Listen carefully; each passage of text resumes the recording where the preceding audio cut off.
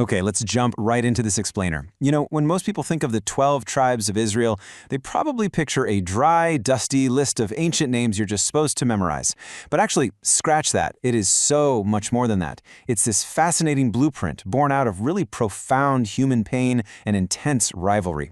When you trace these 12 names all the way from the book of Genesis to the very last pages of Revelation, you're looking at a story of how a higher power builds a people, holds them together when they completely fall apart, and eventually permanently writes their names on the gates of a glorious eternal city.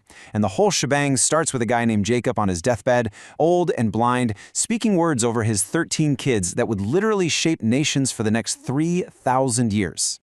So, we've got to ask this crucial question right up front. Did this massive, world-altering nation really begin with a marriage that nobody wanted? Well, remarkably, yeah. That's exactly what the source text shows us. Jacob worked 7 hard years for the woman he actually loved, Rachel, but he was completely tricked into marrying her older sister, Leah. When he woke up married to the wrong woman, the foundation for the 12 tribes was set in stone. As you'll see, we are going to look closely at how the desperate, tear-soaked prayers of these unseen women in a wildly chaotic household forged a legacy that outlasted empires. Which brings us to how this whole thing was born in pain and rivalry, starting right with the mother's prayers. Let's head straight into a pretty messy family tent with Jacob, his unloved wife Leah, her sister Rachel, and their 2 maidservants. Now, if you map out these names, it's kind of mind-blowing. Every single one was a direct, desperate prayer tied to exactly what a mother was going through right at that moment. You can see the core themes here. Leah's deep longing because she felt utterly unloved, Rachel's agonizing wait through infertility, and the maidservants being thrust into this surrogate rivalry. Every name we're looking at is a window into a mother's personal trauma. It just goes to show that eternal things can absolutely be built from chaotic, broken households.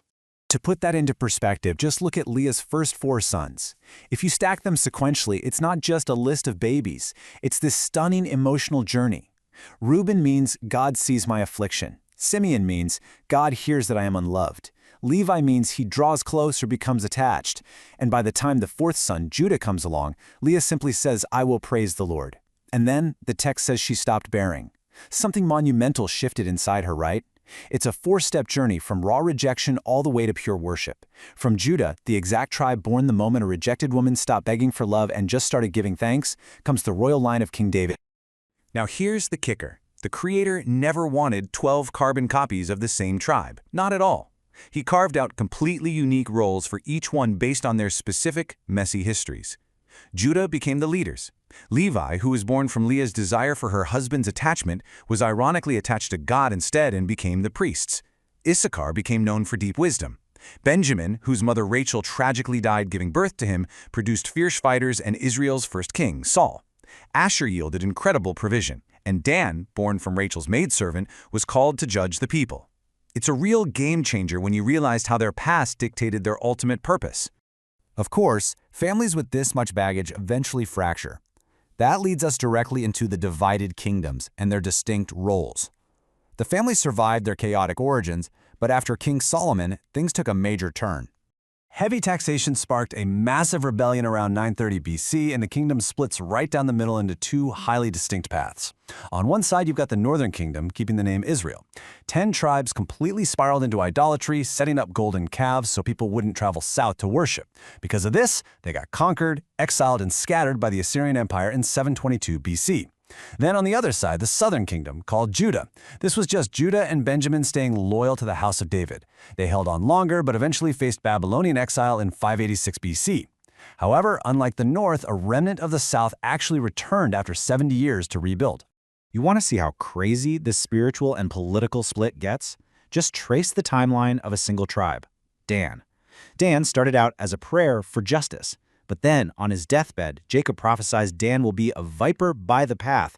And wow, did that uncomfortable blessing prove true? During the divided kingdom, the city of Dan was the exact spot where the north set up one of their idolatrous golden calves. Fast forward to the book of Revelation chapter 7, and Dan is noticeably excluded from the 144,000 servants of God. It's a devastating consequence for leading the nation astray. Yet, in Ezekiel 48's vision of the eternal city, Dan gets this ultimate, surprising restoration, receiving a gate all of his own. So, we are dealing with exiles and a completely torn family. But even as these tribes fractured geographically and spiraled into bitter exile, there was a powerful unifying symbol, hidden right in plain sight.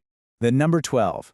Right there, on the chest of the high priest, were exactly 12 precious, entirely distinct stones arranged on his breastplate, all different colors, representing 12 different names. Think about what that means. Every single time the priest stepped into the tabernacle, he was literally carrying the entire scattered, divided nation right next to his heartbeat. He wasn't carrying them on his back like a heavy burden, he was carrying them on his heart, all 12, held together in one single garment. And that beautiful picture of unity, it echoes all the way to the end of the story. Fast forward again to Revelation chapter 7. We see Levi, who in the Old Testament was totally separated out from the standard tribal land lists so they could exclusively serve as priests, brought right back into the main tribal family list. It brilliantly illustrates a massive theological shift. The wall between the priest and the regular people is completely gone. The original vision of a kingdom of priests is fully restored. The priesthood belongs to everyone now. Which beautifully sets up the gates of the city, bringing us to the grand finale of our explainer, where the metaphor of a torn, worn-out family photograph gets smoothed out for eternity. Imagine this. The eternal New Jerusalem is depicted in Revelation 21 with a massive, high wall featuring 12 gates facing all directions, north, south, east, west. No matter where you're wandering from, there's a gate. And what is permanently etched onto the very entrances of God's house? The names of these deeply flawed, wandering tribes. Not the names of some pristine, perfect group that never messed up. No, it's the names of tribes born from a woman's pain, shaped by centuries of war, scattered by empires, and yet still perfectly accounted for. If there is one thing you absolutely need to take away from this explainer, it's this. Despite centuries of war, idolatry, and trauma, the names remain. Every tribe wandered, they broke, they fell, and yet they were carried home. Your failures do not erase your name, and your scattering absolutely does not cancel your gate. So I'll leave you with this final provocative thought. If God carved these broken, messy, complicated tribal names into the doors of the final city, what does that mean for your own story?